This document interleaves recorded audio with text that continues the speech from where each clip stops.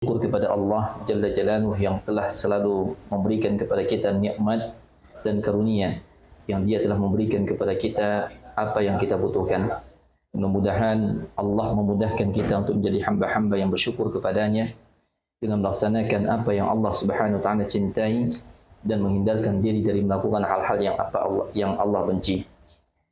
Kemudian salat teriringkan salam terlimpah curahkan teruntuk kekasih kita baginda Rasulullah Muhammad sallallahu alaihi wasallam beserta para sahabat ridwanullahi ta'ala alaihim yang senantiasa berjibaku untuk menegakkan kalimat tauhid di atas muka bumi ini. Para umat yang Allah muliakan, kembali kita akan melanjutkan apa yang pernah kita bahas pada sebelumnya, dan hari ini kita akan mengulas sekilas apa yang telah kita bacakan pada pertemuan sebelumnya berkenaan dengan kebahagiaan di dalam Islam. Maka ada 8 nasihat yang disampaikan oleh Syekh As-Sa'di rahimahullah ta'ala di dalam kitabnya ini, masih berkaitan dengan bab yang pertama berkenaan dengan iman dan amal salih. Suatu kunci yang menjadi dasar utama kebahagiaan itu akan diraih oleh seorang manusia. Dalam kitabnya ini beliau mengatakan, sebab paling utama dan paling mendasar dalam masalah inilah beriman kepada Allah dan beramal salih. Allah Azza wa Jalla berfirman, "Man 'amila salihan min dzakarin aw untha wa huwa mu'min, falanuhyiyannahu hayatan thayyibah wa lanajziyannahum ajrahum bi ahsani ma kanu ya'malun." Siapa yang amal salih, baik laki-laki ataupun perempuan dalam keadaan beriman, pasti akan kami berikan kepadanya kehidupan yang baik, dan akan kami berikan balasan dengan pahala yang lebih baik daripada apa yang telah mereka kerjakan. Suratul Nahl ayat 97. Allah Azza wa Jalla mengkabarkan dan menjanjikan kehidupan yang baik di dunia dan di akhirat. Di dunia serta balasan kebaikan di dunia dan di akhirat bagi siapa yang menggabungkan antara iman dan amal salih. Sebabnya jelas, karena orang-orang yang beriman kepada Allah Ta'ala dengan iman yang benar dan melakukan amal salih yang dapat memperbaiki hati, akhlak dunia dan akhirat, mereka memiliki pijakan dan landasan untuk menyikapi dan menghadapi semua yang datang kepada mereka, baik yang berbentuk penyebab kebahagiaan dan kesenangan ataupun penyebab kegelisahan dan kesedihan. Mereka menyikapi hal-hal yang dicintai dan disenangi dengan menerimanya, mensyukurinya, serta menggunakannya pada tempat yang berguna. Ketika mereka menggunakannya seperti itu, hal tersebut akan melahirkan kelanggengan dan keberkahannya, serta harapan meraih pahala sebagai orang yang bersyukur. Semua itu merupakan perkara agung yang nilai dan berkahnya melebihi kebaikan itu sendiri sekaligus merupakan buahnya. Mereka menghadapi ujian, kesulitan, kesedihan, dan kegelisahan dengan cara melawan apa yang mampu mereka lawan, meredam apa yang mampu mereka redam, serta bersabar terhadap apa yang tak mungkin mereka hindari. Dengan demikian, dari balik kesulitan-kesulitan yang mereka hadapi ketika melakukan perlawanan yang berguna, pengalaman dan kekuatan, serta kesabaran dan berharap pahala, mereka mendapatkan hal-hal besar yang dengannya kesulitan itu akan menjadi sirna, lalu digantikan dengan kebahagiaan dan harapan yang baik, serta keinginan dan akan karunia Allah Azza wa Jalla dan ganjarannya. Sebagaimana hal itu digambarkan oleh Rasulullah sallallahu alaihi wasallam dalam hadis yang sahih. Beliau bersabda, "Ajaban li amril mu'min, inna amrahu kullahu khair. In asabathu sarra' syakara fakana khairan lah, wa in asabathu dharra' sabara fakana khairan lah, wa laisa dzalika li ahadin illa lil mu'min." Sungguh menakjubkan urusan seorang mukmin itu, karena semua urusan yang ia alami adalah baik. Jika mendapatkan kesenangan, ia bersyukur, hal itu lebih baik baginya. Dan jika ia mendapati kesulitan, ia bersabar, hal itu pun lebih baik baginya. Hal seperti itu tidak terdapat kecuali pada diri seorang mukmin. Dalam hadis tersebut Rasulullah sallallahu alaihi wasallam menjelaskan bahwa keuntungan, kebaikan dan buah amal seorang mukmin akan berlipat ganda untuk setiap kesenangan dan kesusahan yang dia alami. Baik para umat yang dimuliakan oleh Allah Subhanahu wa taala, maka beliau rahimahullah taala telah menjelaskan kepada kita panjang lebar tentang korelasi iman dan amal salih dengan bahagia atau kebahagiaan yang hakiki. Dalam penjelasan sebelumnya telah kita sampaikan bahwa kunci kebahagiaan itu adalah pada iman dan amal salih. Setiap manusia mereka pasti menghadapi ujian mereka masing-masing. Tetapi bagaimana manusia itu menyikapi ujian itu, itulah menentukan apakah dia akan mendapatkan bahagia yang hakiki atau tidak mendapatkan sama sekali. Beliau rahimahullahu taala mengatakan dalam hal ini, fa idza ista'maluha ala hadzal wajh ahdatsa lahum min al-ibtihaj biha wat tama'i fi baqa'i wa barakatiha wa raja'i thawabi syakirin umuran 'aziman tafuqu bi khairatiha wa barakatiha hadhihi samasarat allati hadhihi thamaratuha. Apabila manusia menggunakan nikmat-nikmat Allah tersebut dengan bentuk yang terbaik, yaitu beriman dan beramal saleh, maka dia akan mendapati kebahagiaan itu akan diraihnya. Dan tidak hanya dia bahagia dalam meraih, atau tidak hanya dia meraih kebahagiaan, namun ada keinginan nikmat itu tidak hilang. Ya, ada seseorang ketika dia mendapatkan nikmat dia tidak peduli. Ya, dia tidak peduli sehingga dia tidak menjaga nikmat itu. Walhasil nikmat itu hanya datang kepadanya sesaat dan hilang begitu saja. Tapi tidak dengan orang yang beriman dan beramal saleh. Mereka menginginkan baqa, kekalnya nikmat Allah itu, kekalnya karunia Allah kepadanya, langgeng, tidak putus. Dan ternyata nikmat Allah yang dia berikan kepada kita supaya langgeng, tidak putus, bukan pada objek nikmat yang Allah berikan pada kita, tapi pada diri kita sendiri ketika menerima objek nikmat itu. Semisal Allah memberikan kepada kita kesehatan, kita sangat ingin sekali nikmat sehat itu selalu ada pada kita. Tapi hal yang sesungguhnya adalah nikmat Allah itu bukan pada kesehatannya, tetapi bagaimana kita menyikapi kesehatan Allah itu. Ketika Allah memberikan pada kita kesehatan, maka kita terus mensyukurinya, menikmatinya dengan syukur. Inilah yang terbaik. Dan seorang mukmin selalu ingin mendapatkan seperti itu, keadaan itu. Ketika dia mendapatkan anak, maka dia berharap dengan anak tersebut dia menjadi syukur kepada Allah Ta'ala. Jadi bukan serta-merta tujuan hakikinya adalah mendapatkan objek nikmat itu selalu, tapi bisa menyikapi nikmat atau objek nikmat itu dengan cara syukur. Inilah yang dilakukan oleh orang mukmin. Nah, kemudian juga al-baqa, kekal yang dimaksud di sini adalah juga selain dia merasakan langgengnya bisa mensyukuri nikmat Allah itu, dia juga akan mendapatkan nikmat itu pada hari kiamat. Ya. Nikmat tersebut akan didapat juga pada hari kiamat, tentu dengan hakikat yang tidak sama dengan hakikat dunia. Saat manusia mendapatkan nikmat Allah di dunia, maka tidak akan sama nikmat tersebut dengan nikmat Allah yang ada di akhirat, di jannah. Karena nikmat Allah di dalam jannah adalah berkali-kali lipat daripada nikmat dunia. Kemudian wa barakatiha, seorang mukmin yang dia punya iman, yang dia punya amal saleh, dan kita telah sampaikan sebelumnya, seorang mukmin yang punya iman lalu beramal saleh maknanya tidak meninggalkan salah satunya, tapi dia mengikat satu dengan lainnya. Karena dia beriman, alasan dia beriman maka dia beramal saleh. Dan alasan dia beramal saleh adalah karena dia beriman kepada Allah Subhanahu wa taala. Tidak ada amal, perbuatan, kegiatan, aktivitas yang dia lakukan kecuali hanya faktor iman. Allah yang mendorongnya, Allah yang mendukungnya, Allah yang menyuruhnya sehingga dia melakukan hal tersebut. Orang yang seperti ini mereka mengharapkan at-tama'u fi barakatiha, sangat berkeinginan untuk mendapatkan berkah dari nikmat itu. Jadi dari sini kita paham ya, bahwa di saat nikmat Allah turun kepada manusia, maka ada dua sifat. Yang pertama, sifatnya ada yang kekal, yang kedua sifatnya ada yang berkah. Dengan kata lain, ada nikmat yang Allah berikan kepada manusia tidak kekal dan tidak berkah. Kekal yang dimaksud bukan objek nikmat itu, karena mustahil nikmat Allah itu akan kekal. Seseorang yang tadinya muda, mustahil dia akan muda terus. Seseorang yang tadinya dicintai dan mencintai, mustahil dia akan selalu dicintai dan mencintai. Ya, akan ada masa berakhir nikmat Allah. Tapi kekalnya nikmat Allah bagi seorang mukmin adalah kekalnya dia menikmati nikmat Allah itu dengan syukurnya, sabarnya, taatnya kepada Allah Subhanahu wa taala. Ini yang membuat dia kekal dengan nikmat Allah. Maka beragam nikmat Allah yang bergonta-ganti datang kepadanya tidak mengubah sikapnya dalam menyikapi nikmat Allah itu. Inilah yang dimaksud dengan kekal di dunia.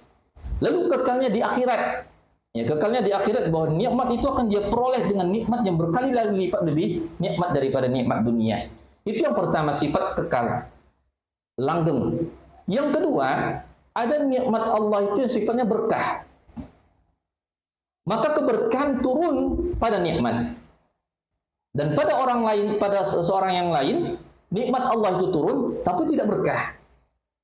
Sementara keberkahan kita perlukan dalam nikmat Allah. Tanpa keberkahan, nikmat tersebut akan menipu kita. Nikmat tersebut akan membuat kita menjadi orang yang dibenci oleh Allah Subhanahu wa taala. Sebab al-barakah artinya adalah ziyadatul khair, bertambahnya kebaikan seorang hamba. Dan ini Allah berikan kepada semua orangkah? Jawabannya tidak. Semua muslimkah? Jawabannya tidak. Siapa yang Allah berikan kepada mereka keberkahan? Mereka yang mengkorelasikan dua hal tadi, al-iman wal amal salih. Mereka beriman maka beramal saleh, mereka beramal saleh karena iman. Inilah yang akan mendapatkan keberkahan dalam nikmat. Jadi kita tidak selalu dipusingkan dengan hilangnya nikmat Allah. Kemarin saya kaya, sekarang tidak kaya lagi. Dulu saya punya banyak kenalan yang mengenal saya, banyak orang yang baik kepada saya, sekarang tidak lagi. Ya. Dulu saya adalah orang yang alhamdulillah, ya rezeki saya gampang, kemana saja saya bisa jadikan uang misalnya. Saya pegang ini bisa jadi uang. Saya usaha ini bisa berhasil. Sekarang susah. Maka seorang mukmin dia tanda kutip tidak terlalu peduli dengan itu. Karena yang paling dia pedulikan adalah apapun bentuk nikmat Allah yang datang padanya, dia tetap menyikapinya dengan sebaik-baiknya sikap. Para umat yang dimuliakan oleh Allah Subhanahu wa taala. Ini nikmat Allah. Jadi kita ketika memperoleh nikmat Allah perlu keberkahan, perlu kelanggengan. Yang ketiga adalah sawabis syakirin, roja sawabis syakirin, mengharapkan pahala sebagai orang yang bersyukur. Ya, mengharapkan pahala. Ya, maka ada nikmat yang Allah berikan kepada hamba tapi tidak bertambah pahala seorang hamba. Ada nikmat yang Allah berikan kepada hamba maka bertambahlah pahalanya. Kalau kita mau merenungkan kehidupan kita, dalam sehari berapa nikmat yang Allah berikan kepada kita? Adakah bertambah pahala kita atas nikmat tersebut? Yang pada hakikatnya, dengan apapun yang Allah berikan kepada kita, seorang berkesempatan yang sama atau manusia memiliki kesempatan yang sama untuk bertambah pahalanya. Semisal kita hari ini ya mendapatkan kesempatan hadir di majelis ilmu, bukankah ini nikmat? Ya, bukankah ini nikmat? Namun apakah semua yang hadir majelis ilmu akan mendapatkan pahala yang sama? Jawabannya tidak. Ya. Maka bagaimana seorang itu meningkatkan ya kualitas iman dan amal salihnya tadi dalam mengharapkan pahala Allah Subhanahu wa taala. Sehingga sering kami menyampaikan para umat yang Allah muliakan, sedapat mungkin kita melatih diri dan sering melatih diri dalam setiap aktivitas kita, bukan hanya ibadah, bukan hanya aktivitas ibadah, tapi aktivitas harian kita. Sering latih diri kita untuk menghadirkan niat mendapatkan pahala Allah. Ya. Ketemu teman lagi sedih, ya, lagi banyak masalah. Ketemu sahabat kita, ketemu saudara-saudara kita, lalu kita coba tersenyum baik dengan niat. Walaupun hati kita perih, walaupun hati kita sedih, tapi kita coba senyum. Dalam keadaan seperti itu coba latih. Ya Allah, aku ingin mendapatkan pahala darimu atas senyumanku ini ya Allah. Latih terus. Jadi saat kita kecewa dengan ucapan suami, kecewa dengan perbuatan anak, kecewa dengan ya sikap, muamalah dari orang-orang di sekitar ataupun dengan usaha, rezeki dan lain sebagainya, maka mencobalah untuk menerima itu dengan baik, lalu hadirkan ya Allah, hamba mengharapkan pahala darimu atas ini. Semakin sering para umat yang Allah muliakan kita menghadirkan niat untuk mendapatkan pahala, fabidnillah semakin mudah kita untuk mengikhlaskan dan lebih mengikhlaskan hati dalam beramal. Ini dalam urusan-urusan dunia dan akan terbawa ke dalam urusan akhirat, urusan ibadah. Ya. Di saat kita bertakbir Allahu Akbar, lalu kita mengharapkan di dalamnya pahala yang besar dari Allah Azza wa Jalla. Ya. pahala yang besar, ya pahala yang agung, kemuliaan yang tinggi dari Allah, maka di saat itu kita bisa mengagungkan Allah.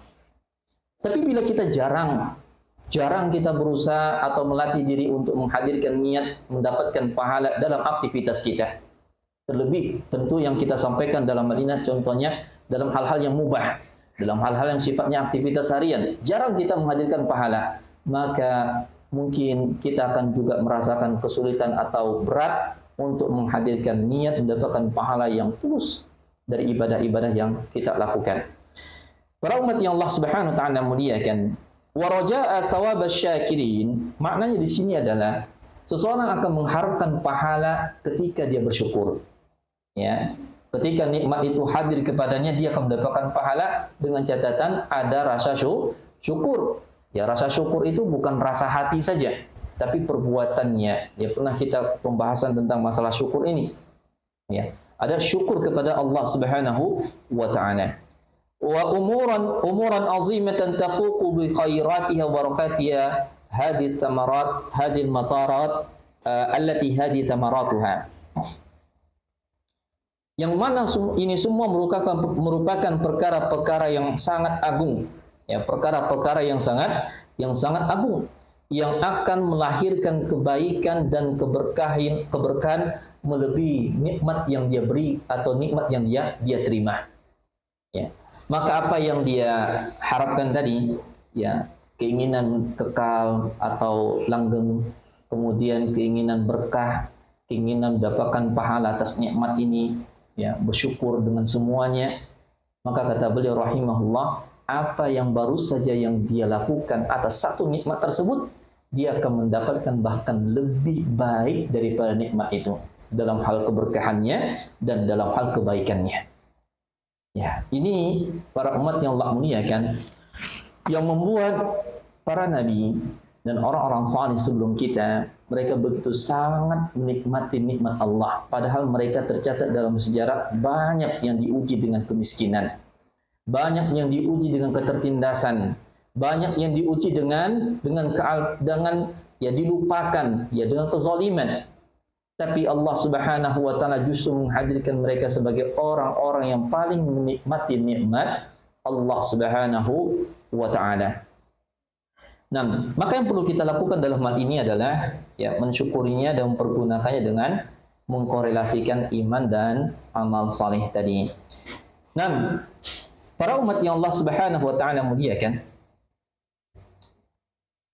selanjutnya beliau mengatakan wa yatalaqqawna al-makariha wal nadar wal hamma wal gham bil muqawamati lima yumkinuhum muqawamatuhu wa takhfifi ma yumkinuhum takhfifuhu wa sabrul jamil lima laysa lahum minhu buddun. Beliau rahimahullah mengatakan, orang-orang yang tadi yang mampu mengkorelasikan antara iman dan amal saleh, kata beliau, ya tadi dalam kondisi awal mereka bisa mendapatkan nikmat. Sekarang orang yang mengkorelasikan iman dan amal saleh itu dalam situasi mereka mendapatkan ujian. Kata beliau, mereka menghadapi ujian, hal-hal yang tidak disukai, kesulitan-kesulitan, kesedihan-kesedihan, kegelisahan-kegelisahan. Mereka bisa menghadapi itu semua. Dengan cara apa? Nah, ini caranya ini yang pelajaran buat kita. Karena ujian sulit, ya, gelisah, nggak tenang, sedih, ini tidak bisa kita hindari. Ya, selama kita hidup sebagai manusia, dan ini sudah menjadi sunnatullah, manusia itu akan mengalami kesedihan, ya, kegundahan, dia akan mengalami kesulitan-kesulitan dalam hidup, hal-hal yang tidak dia sukai, itu sudah menjadi sunnatullah. Namun beliau rahimahullah ta'ala menyampaikan kepada kita cara bagi mereka yang telah mengkorelasikan iman dan amal salih tadi dengan cara yang luar biasa menghadapi itu. Apa kata beliau? Bil muqawamati lima yumkinuhum muqawamatuhu. Mereka akan menghadapi itu semua dengan cara mereka akan melawan apa yang mampu mereka lawan. Ya. Melawan apa yang mampu mereka lawan. Maknanya apa?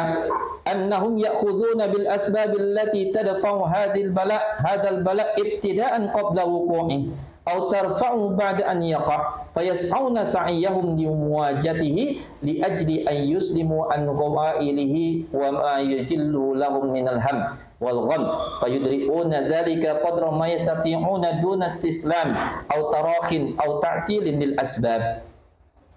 Beliau menyampaikan orang-orang tadi itu akan menghadapi itu dengan cara melawan apa yang mereka lawan. Di sini maknanya ada 3. Pertama, mereka akan melakukan segala macam asbab sebelum terjadinya kejadian itu. Ya, yang menghindari mereka dari kejadian tersebut. Ya, semisal seseorang akan merasa sedih kalau dia, ya misalkan orang itu orang perfeksionis, ya. Kan tipikal manusia itu banyak macamnya. Ada yang perfeksionis misalnya, yang dia itu ingin dalam segala hal itu perfect, ya, sempurna, tidak ada celah. Maka dia mengetahui seandainya dia dibebankan kepadanya, dia manakan suatu pekerjaan, suatu tugas, dia ingin perfect di dalam hal itu. Artinya adalah sangat meminimalisir kekeliruan dan kesalahan. Maka dia akan lakukan segala asbab. Saya kalau tidak seperti ini, maka saya akan gelisah setelah ini. Ya. Maka dia persiapkan dengan matang. Kalau itu sebuah agenda atau sebuah kegiatan, dia akan persiapkan dengan sematang-matangnya. Nah, jalan ini akan dia tempuh. Kenapa? Karena dia adalah orang yang mengkorelasikan iman dan amal salih. Ya, iman dan amal salih. Contoh yang kedua, seseorang yang dia mengetahui kegelisahannya akan muncul apabila dia terlambat sholat berjamaah. Ya. Ini orang yang telah memadukan antara iman dan amal saleh. Saya itu akan menjadi gelisah, akan menjadi sedih, dan itu saya alami selama ini kalau saya terlambat sholat berjamaah. Maka dia akan melawan itu dengan cara apa? Sebelum itu terjadi, dia lakukan sebab. Saya tidak boleh terlambat sholat berjamaah. Maka apa hal-hal yang menjadikan dia terhalang untuk tepat waktu sholat berjamaah akan dia hindari. Dia akan atur pekerjaannya, kegiatannya. Kalau 10 menit lagi azan, saya harus hentikan. Ya, saya akan atur kalau dari tempat saya kerja atau rumah menuju masjid itu ada makan waktu 3 menit. Saya ambil wudhu 1 menit misalnya untuk naik ke atas. Kemudian nanti ke dalam masjid. Kemudian saya sholat 2 rakaat. Saya butuh waktu sekitar 7 menit. Maka 10 menit sebelum azan saya harus selesai. Lakukan seperti itu. Dia akan merangkai semua kegiatan-kegiatan yang membuat dia itu tidak akan gelisah. Aktivitasnya terus rangkai. Contoh lain, seorang ibu akan merasakan sedih bila suaminya mengatakan sesuatu yang atau berkomentar buruk kepadanya. Ya, semisal tentang soal menyambut suami ketika keluar dari datang dari keluar tempat kerja. Jadi semacam misalnya seorang istri ketika dia mendapati kebiasaan suaminya yang kalau tidak menyukai sesuatu lalu dia diam dan nampak dari mukanya dan itu membuat istri itu sedih, maka dia akan melakukan hal-hal yang tidak akan terjadi itu, menjadikan hal itu. Misal suami datang ke rumah. Sesampai di rumah, si suami senang kalau disambut dengan hidang makanan, hidangan makan. Kemudian disambut dengan senyuman, disambut dengan perkara-perkara yang membuat dia itu tidak tampak murung, tidak nampak cemberut ketika menghadapi itu. Maka sang istri yang telah memadukan iman dan amal soleh berusaha untuk melakukan hal-hal tersebut supaya suaminya tidak cemberut, tidak murung. Yang mana kalau suaminya cemberut dan murung, itu akan menjadikan istri sedih. Dan lain sebagainya, para umat yang Allah Subhanahu wa taala muliakan. Ini mana yang pertama. Dia akan menolak dan mengambil asbab-asbab yang dengan itu akan menghindarkan bala, yang menghindarkan ujian-ujian yang sifatnya tadi sedih, gelisah dan lain sebagainya. Kemudian yang kedua, tarfa'uhu ba'da an yaqa'. Dia tidak akan berlarut-larut dengan kesedihan dan kegelisahannya. Ya, tarfa'uhu ba'da an yaqa'. Dia akan segera menghilangkannya, mengangkat kesulitan tadi apabila terjadi. Ya. Kadang kita sebagai manusia dengan segala keterbatasan dan kelemahan, bisa saja kita sudah lakukan yang terbaik, ternyata gagal. Ya, sehingga apa yang dikhawatirkan itu terjadi. Bila itu terjadi, maka orang yang memadukan iman dan amal salih, mereka akan segera menghilangkannya. Tidak berlarut-larut di dalamnya. Ya, semisal kayak seorang istri yang mendapati suami cemberut, murung, dan itu membuat dia sedih. Hal ini tidak akan membuat dia berfrustasi berhari-hari saya sedih. Kenapa kamu sedih? Seminggu yang lalu suami saya murung, sampai sekarang saya sedih. Ya. Seminggu yang lalu suami saya berpaling dari saya, sampai sekarang saya sedih. Ya, suaminya aja udah lupa. Ya. Jadi dia segera bangkit. Tidak ingin berada dalam situasi yang mencekam seperti itu. Ini orang mukmin. Ya. Sebab dia mengetahui perasaan yang demikian, keadaan sikapnya dalam menghadapi ujian itu akan membuat dia itu jauh dari melakukan amal soleh yang banyak. Ya. Bayangkan bila seorang itu selalu diliputi kesedihan, kegelisahan, kegundahan karena kealpaannya, karena kekurangan, kelalaiannya, lalu dia berlama-lama dalam situasi seperti itu. Yang tadinya bisa dia beraktivitas dengan semangat, ibadah dengan penuh percaya diri dan mengharapkan ridho Allah, jadi frustasi. Maka ini yang perlu kita kita hadapi kaum muslimin yang Allah muliakan. Ya, kalau dalam bahasa orang-orang sekarang itu, ya bagaimana dia bisa mengkomunikasikan dengan internal dirinya, ya bermuhasabah, berdialog dengan dirinya sendiri. Saya nggak boleh begini terlalu lama. Ya, saya nggak boleh begini terlalu lama. Ya, ada masa saya sedih, tapi saya nggak boleh berlarut dalam kesedihan. Ada masanya saya merasa sulit, tapi harus bangkit. Ya. Sebab selama ini dia telah membangun kehidupan di atas iman dan amal saleh. Bahwa apa yang Allah takdirkan pasti terjadi.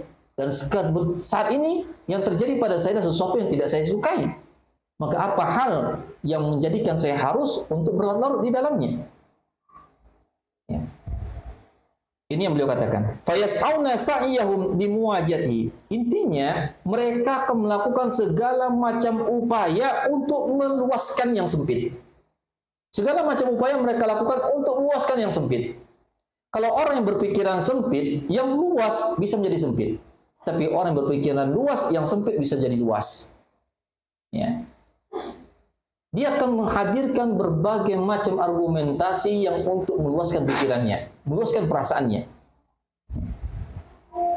Ya, semisal kalau orang yang baperan, ya ketemu sama temannya, kemudian pas dibaca salam temannya tak jawab, nah itu selesai itu. Sampai minggu depan itu terpikir, ya, kenapa ya dia nggak balas salam saya? Atau mungkin saya melakukan kesalahan, oh kemarin saya ngomong ini ya. Ya, kalau muhasabah sekedar begitu, ya nggak masalah. Tapi berlarut-larut, ya akhirnya apa? Di rumah jadi berantakan, pikirannya tak karuan segala macam. Ini tidak demikian. Tapi bagi orang yang luas pikirannya, dia tak salah, mungkin tak dengar dia. Ya, dia tidak mendahulukan suuzonnya, mungkin dia tak dengar. Kalaupun dengar, mungkin ya ada urusan yang lain, ada pikiran lain, benar Allah luaskan urusannya, Allah lapangkan urusannya. Sehingga dia tidak berlarut-larut. Fayas'auna sa'iyahum limuwajati. Mereka akan meluaskan semua usaha mereka untuk menghadapi masalah tadi. Ini orang-orang yang beriman dan beramal saleh. Ya. Siapa yang membuat mereka mampu seperti Allah Subhanahu wa taala? Mereka berhak untuk mendapatkan itu. Ya. Li ajli ayyaslamu min ghawailihi wa ma yujallibu lahum minal ham. Ya, supaya tujuan mereka adalah agar mereka terselamatkan dari kegundahan-kegundahan tersebut dan menjadikan mereka tertarik, maksud ditarik keluar dari kesedihan, kegundahan yang membuat mereka itu ya tersiksa. Jadi para umat yang Allah Subhanahu wa taala muliakan. Selanjutnya beliau rahimahullah mengatakan, mereka menghadapi yang sulit, ya, yang kesedihan tadi dengan melawan semampu apa yang mereka melawan muqawamah ma yumkinu muqawamatu, ya melawan dengan semampu mereka, ya apa yang mampu mereka lawan, Kemudian wa takhfifi ma yumkinum takhfifuh. Dengan cara mereka meringankan apa yang mereka ringankan. Ya. Mereka akan melakukan meredam apa yang mampu mereka redam. Dalam hal ini kata beliau, an-naum idza lam yastati'u daf'a asy-syarri kullahu saw ila takhfifil atharin najimah anhu fa ba'du asy-syarr ahwanu min ba'din fa kama anna ta'tila asy-syarr matlabun fa taqliluhu kadzalika matlab.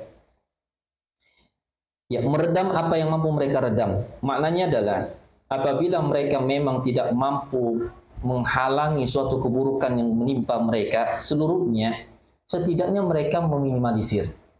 Ya, mereka akan mengurangi kadarnya. Mereka akan mengurangi pengaruh dari keburukan tersebut sehingga mereka bisa terselamatkan. Ya, sesuatu yang tidak bisa diraih keseluruhannya jangan ditinggalkan keseluruhan. Sesuatu kejahatan tidak bisa ditolak semuanya, maka jangan berputus asa untuk menolak sebahagiannya. Nah, ini dilakukan oleh orang-orang yang beriman. Wasabru jamil lima laysa lahu minhu buddun. Dan mereka akan selalu bersabar dengan kesabaran yang mereka harus lakukan. Artinya apa? Ada situasi-situasi yang memang mereka tidak bisa hadapi kecuali dengan kesabaran. Ya, ada keadaan-keadaan yang kita hadapi yang memang kita tidak ada pilihan kecuali dengan sabar. Ya, kalaupun tanpa sabar, ya keadaan itu tidak akan berubah. Maka mereka memilih yang baik, yaitu mereka bersabar. Para umat yang Allah Subhanahu wa taala muliakan. An-naum idza dammahum amrun la taqata lahum bihaitsu la yastati'una daf'ahu wa la raf'ahu wa la takhfifahu. Tazarra'u bisabri al-jamil al-khali minasyaqwa wal jaza' wal khari wa tasaquti wal musallimina lillahi fil amr mustasibina indahu thawaba wal ajal muntazirina minhu jamil al-farah wal makhraj wa dzalika tamamul hikmati wal aqli. Mereka apabila dihadapkan dengan sesuatu perkara, urusan yang mereka memang tidak mampu menghadapinya, di mana mereka tidak mampu menolaknya, tidak mampu menghilangkannya, tidak mampu meringankannya, maka mereka mengambil pilihan yang terakhir, yaitu mereka menghadapnya dengan penuh kesabaran yang luar biasa. Dan beliau menghadirkan beberapa kriteria sabar yang luar biasa itu seperti apa. Yang pertama, al-khali minasyaqwa. Mereka tidak banyak mengeluh. Ya. Kalimat syakwa, keluhan itu sedikit atau sesat maka tidak mengapa, fitrah. Tapi mengeluh banyak maka ini menjadi tercela. Ya, syakwa, mengadu dan mengeluh. Ya, akan atas ujiannya. Dan tercelanya keluhan, tercelanya pengaduan adalah bila seseorang menunjukkannya kepada manusia. Tapi bila dia menunjukkannya kepada Allah, maka ini sangat terpuji. Semisal ketika dia menghadapi ujian yang berat, lalu dia mengeluh kepada Allah Ta'ala, ya Allah, hamba menghadapi ini begitu sangat berat ya Rabb. Ya, hamba merasa hampir-hampir tidak mampu menghadapinya. Tapi hamba yakin tiada yang tidak mampu hamba hadapi karena Engkau janji la yukallifullahu nafsan illa wus'aha. Beri hamba kemampuan dan kekuatan ya Allah. Dia mengadukan persoalannya kepada Allah. Maka ini terpuji. Tetapi tidak dikatakan sabrun jamil, yaitu sabar yang luar biasa bila dia mengadunya kepada manusia. Ya, bila mengadunya kepada manusia. Kemudian wal jaza', sabar yang luar biasa itu minim al-jaza'. Ya, dimaksud dengan al-jaz'u pakai ain ya. Al-jaz'u artinya adalah seorang itu tidak menghadirkan pada dirinya al-jaz'u. Ya, al-jaz'u itu semacam ketidakridhaan. Ya, ketidakridhaan, melakukan kegiatan perbuatan-perbuatan yang menunjukkan ketidakridhaan. Itu al-jaz'u. Ya, kalau contoh berkenan dengan orang yang wafat, ya keluarga yang wafat, maka yang ditinggal atau ahli waris mereka al-jaz'unya itu adalah dengan ya berteriak keras-keras, kemudian memukul wajahnya, memukul wajah, menyobek-nyobek pakaian, ya marah-marah, tidak terima segala macam. Itu namanya al-jaz'u. Itu bukan sabrun jamil. Ya. Walaupun dia menerima, pada akhirnya menerima, tapi dia awali semua itu dengan al-jaz'u. Itu bukan sabrun jamil. Ya. Kemudian juga ya semisal kalau kita contohkan dalam hal ini ikhwan wa akhwati fiddin, ya kita misalkan dalam berkendaraan, ya, kita udah berikan safety yang terbaik buat kendaraan kita, berjalan dengan berhati-hati, baik itu ya. Ini ada dari sisi sebelum terjadi. Kemudian qadarullah masyafa'al, kejadian juga, akhirnya terjatuh, ya, maka terlukalah yang terluka, sakitlah yang sakit jadinya. Maka kita berusaha juga untuk menghilangkannya, ya artinya menyembuhkan, mengobatinya. Maka ada yang sembuh, ada yang tidak. Di saat tidak ada yang sembuh, maka kita coba ringankan. Tidak ringan juga. Ya mungkin, mohon maaf, ada yang sampai permanen cacatnya karena suatu kejadian. Ini kan nggak bisa diangkat dan tidak bisa diringankan.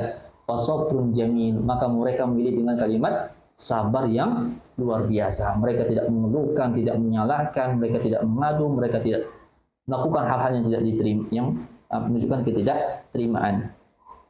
Kemudian as-sabrul jamil, sabar yang luar biasa itu adalah musallimina lillahi bil amr. Mereka menyerahkan urusan itu kepada Allah. Ini sabar yang luar biasa. Ya, menyerahkan urusan mereka kepada Allah Subhanahu wa taala sambil mereka mengharapkan pahala yang besar dari Allah. Ini sabar yang disebut fasabrun jamil, sabar yang luar biasa. Selanjutnya, muntazirina minhu jamilal farah wal makhraj. Ini semua amalan hati ya. Kalau kita cermati dengan baik, semua yang tadi disebutkan oleh beliau rahimahullah ini tentang sabar yang luar biasa itu adalah semua amalan hati. Ya. Mereka menerima, hatinya mengharapkan pahala yang besar, kemudian hatinya juga menunggu adanya pertolongan Allah, menunggu adanya solusi dari Allah Subhanahu wa taala. Ini amalan hati. Ya, sebab ya, dasar al-aslu bil amal minal amal, asal dari sebuah amal itu adalah hatinya. Bila hatinya itu baik, hatinya itu ya, bertakwa kepada Allah Subhanahu wa taala, maka anggota badannya pun akan mudah untuk bertakwa kepada Allah. Ini amalan hati. Mengharapkan pahala. Ya, dan tidak tinggal diam. Saya misalnya dengan cacat tadi misalnya, ya. Saya mengharapkan pahala dari Allah atas musibah ini. Dan saya mengharapkan kepada Allah Ta'ala jalan keluar. Karena mungkin musibah ini terjadi, akhirnya saya nggak bisa aktivitas. Kalau kepala rumah tangga, saya nggak bisa cari nafkahnya, dan terhambat. Lalu dia mengharap ridho Allah, mengharapkan pertolongan dan yang keluar dari Allah Subhanahu wa Ta'ala. Wa dzalika tamamul hikmati wal aql. Orang yang mampu meredam situasi sulit seperti ini dengan sikap melawannya sudah, kemudian meringankannya sudah,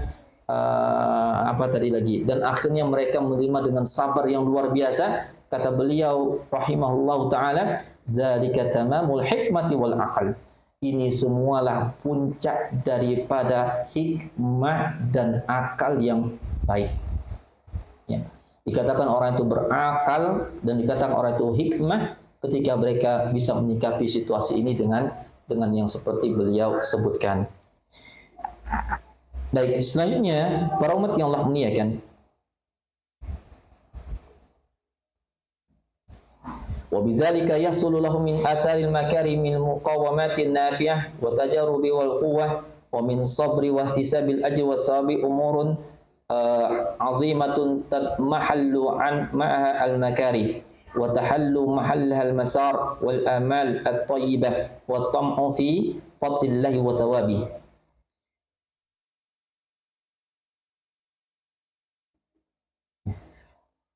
Dengan hal yang seperti ini, maka dari balik kesulitan-kesulitan yang mereka hadapi ketika mereka telah melakukan perlawanan yang bermanfaat, kemudian mereka punya pengalaman dan kekuatan, dan mereka juga bersabar dan mengharapkan pahala, maka akan lahirlah perkara-perkara yang luar biasa yang menghilangkan keburukan-keburukan tersebut. Wa tahullu mahallal masar, dan akan menjadikan dia orang yang bahagia serta berharap, ya, punya harapan baik kepada Allah Subhanahu wa taala. Ya, jadi beliau mengatakan apabila seseorang itu telah mampu menghadapi kesulitan mereka itu dengan perlawanan yang berguna tadi, ya, sebelum kejadian, setelah kejadian, ya, mereka mampu melawan itu, ya, perasaan-perasaan mereka yang sulit dikendalikan tadi, maka beliau mengatakan, ya, mereka akan mendapatkan hal-hal yang besar, yang dengan hal-hal tersebut kesulitan mereka itu menjadi sirna, ya, lalu diganti dengan kebahagiaan dan harapan yang baik serta keinginan akan karunia Allah dan ganjarannya. Jadi kalau kita melihat beban, ya, yang berat itu sebenarnya, Pak, Ibu, ya, di saat di depan kita ada benda, lalu kita angkat, terasa berat. Pertanyaannya, yang berat itu bendanya kah? Atau beban berat pada kita yang terasa berat?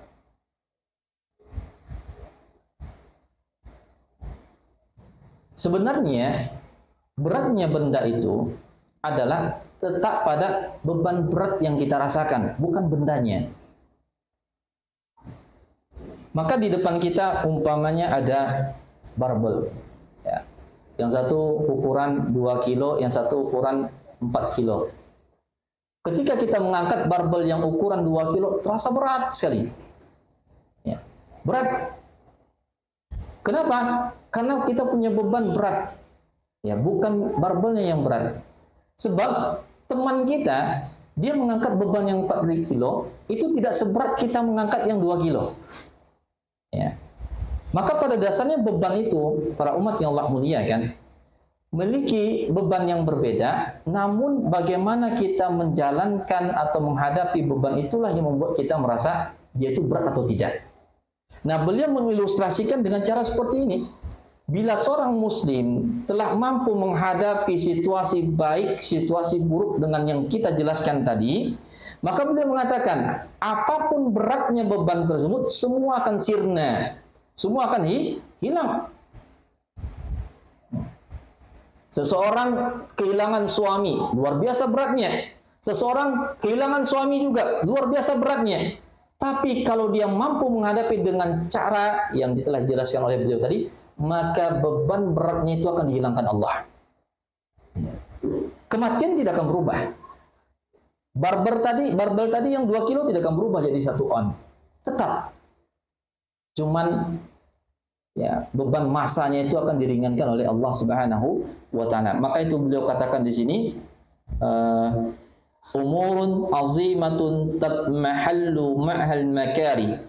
Mereka akan mendapatkan perkara-perkara yang agung, yang dengan itu, bersamaan dengan itu akan terangkatlah, akan hilanglah kesulitan-kesulitan, dan akan bergantilah dengan kebahagiaan dan harapan.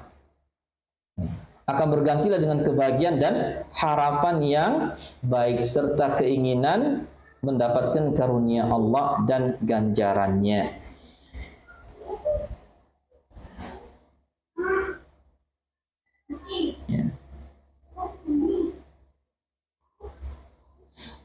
Ya, di sini ada semacam penjelasan seperti kisah Maryam, di mana beliau menghadapi situasi yang begitu sangat berat. Ya, Maryam yang di mana beliau mulai dari berkeinginan untuk berta'abudiyah kepada Allah Subhanahu wa taala, ya, sampai pada akhirnya beliau diuji Allah dengan berbagai macam ujian, ya,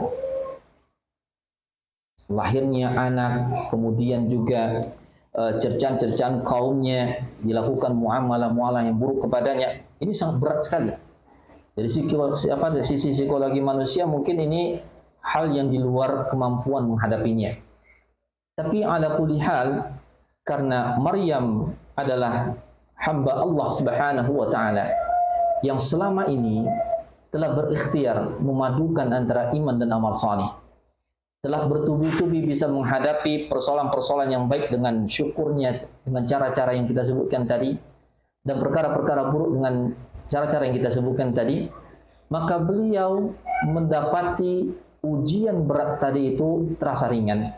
Ujian berat tadi itu bisa dihadapinya dengan sebaik-baiknya. Dan inilah contoh yang membuat kita menjadi termotivasi. Ya.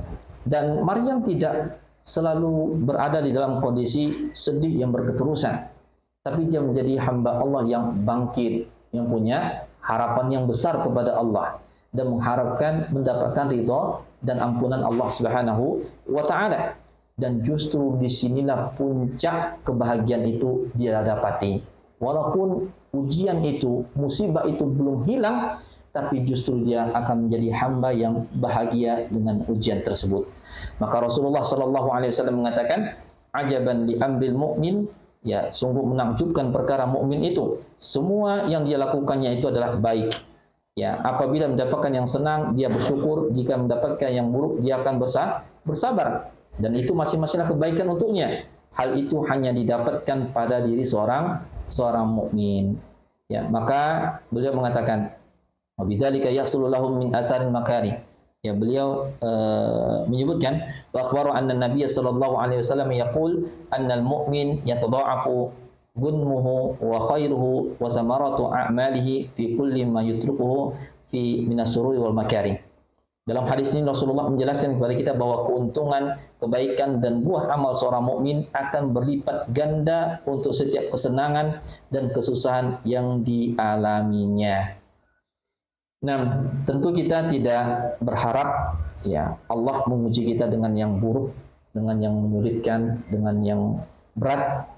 Tapi kita sangat berharap Allah membuat kita, menjadikan kita mampu menghadapi ujian-ujian seberat apapun itu, ya dengan tetap konsisten dalam iman dan amal saleh.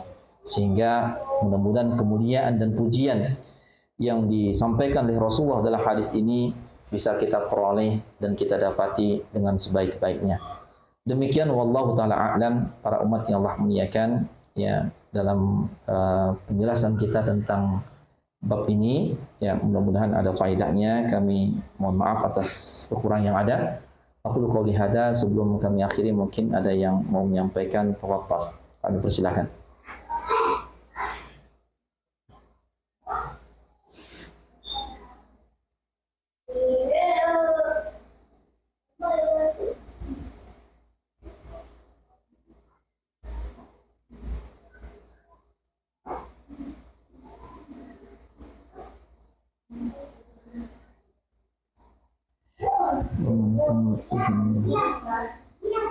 Waalaikumsalam warahmatullahi wabarakatuh.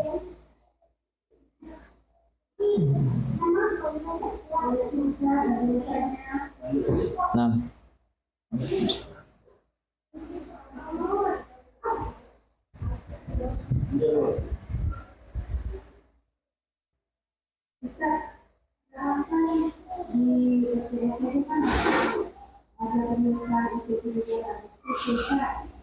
jadi kita kan bayar itu kan di dalam itu ada musik-musiknya, ada acara-acaranya. Apa kita ikut main bosan aja misalnya? Masya Allah. Baik, barakallahu fiik.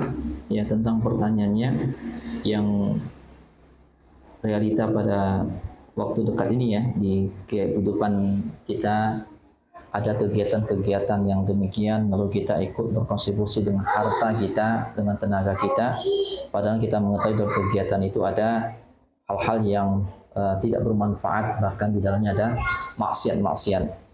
Apakah kita termasuk orang yang juga mendapatkan impas dosa atas perbuatan atau kegiatan tersebut karena kita kontribusi harta di dalamnya? Baik, para umat yang Allah Subhanahu wa taala muliakan, Ya, pada dasarnya di saat seseorang mendapatkan eh, kemudahan rezeki dari Allah, lalu dia berbagi, ya dengan hal itu dia mendapatkan kebahagiaan, ya maka ini sebenarnya suatu hal yang baik. Lalu bagaimana seandainya saya ingin berbagi kepada orang atau kepada pihak yang saya tahu bahwa apa yang saya bagikan ini akan melahirkan atau akan apa namanya, menimbulkan kegiatan-kegiatan yang di dalamnya ada maksiat. Maka yang pertama adalah sedapat mungkin ya kita alihkan dalam bentuk yang lain. Ya semisal ya ini ketika kita menghindar, ya itu maka itu yang lebih baik. Ya karena di dalamnya kita ingin mengamalkan ya wala ta'awanu 'alal ismi wal udwan, tidak tolong menolong dalam keburukan, ya dalam permusuhan. Kemudian yang kedua, sekiranya hal itu yang tidak mungkin kita elakkan karena kita terikat dengan satu aturan ya dalam kemasyarakatan, dalam aturan dalam sebuah kemasyarakatan, dan ini akan berimpact banyak hal kepada diri kita, kepada dakwah kita, kepada kaum muslimin, maka dalam hal ini ketika kita berkontribusi dalam bentuk sumbangan harta dalam kegiatan tersebut, ya maka satu kita mohon ampun kepada Allah ya bahwa ini kita dalam rangka menjalankan yang Allah perintahkan juga, ya dalam hal ini Allah mengatakan untuk mentaati Allah wa rasul wa atiur rasul wa ulil amri minkum, ya mentaati Allah, mentaati Rasul, dan mentaati ulil amr. Kita mengambil dari sisi bab ini. Lalu bagaimana dengan akibatnya? Yang mana dengan harta itu dipergunakan ternyata, dan kita telah mengetahui kegiatan-kegiatan yang sifatnya melalaikan, yang sifatnya bermaksud dan sebagainya. Ya, di sini kita bercoba berlindung kepada Allah Subhanahu wa taala dari perkara tersebut, ya bahwa suatu maslahat yang bisa ditarik ya dengan menghilangkan mafsadat, maka itu lebih utama. Tapi seandainya dalam hal ketika kemaslahatan itu ya mesti terjadi dengan cara kita menyumbangkan harta di dalam hal ini, fabidillah, mudah-mudahan Allah memaafkan kita dalam hal ini, ya karena ini konsekuensinya para umat yang Allah Subhanahu wa taala muliakan, ya berimpact kepada ya kesesuaian kita kepada dalam masyarakat. Dan kalau misalnya kita hanya seorang diri ya atau satu dua, mungkin kita akan mendapatkan hal pengampunan, ya pemakluman. Tapi apa kiranya seandainya ini terjadi dalam ruang yang banyak, sementara ya yang tanda kutip penguasa, ya tanda kutip yang mengatur kegiatan-kegiatan tersebut adalah pihak-pihak luar, pihak-pihak lain, nah tentunya akan berimpact kepada diri kita. Ya, jadi apakah kita kontribusi dalam ini dosa atau tidak? Ya, mudah-mudahan Allah Subhanahu wa taala memaafkan dan mengampuni kita. Kita mengambil dari bab ya maslahat yang muncul, ya masalah yang muncul dalam perkara ini. Nah, wallahu taala alam, ya mungkin ini dalam pandangan kami yang bisa diikhtiarkan dengan kita berdialog, ya berkonsultasi dengan asatizah lainnya yang memiliki pandangan yang lebih luas dalam masalah ini. Nah, barakallahu fiikum.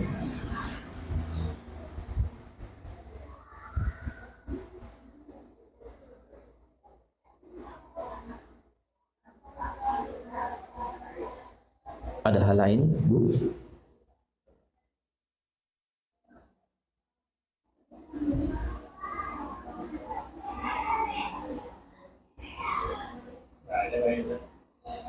Ada. Baik, bila tidak maka kita cukupkan dengan membaca doa kafaratul majlis. Ya, subhanakallahumma wa bihamdik asyhadu an la ilaha illa anta astaghfiruka wa atubu ilaik. Walhamdulillah. Assalamualaikum warahmatullahi wabarakatuh.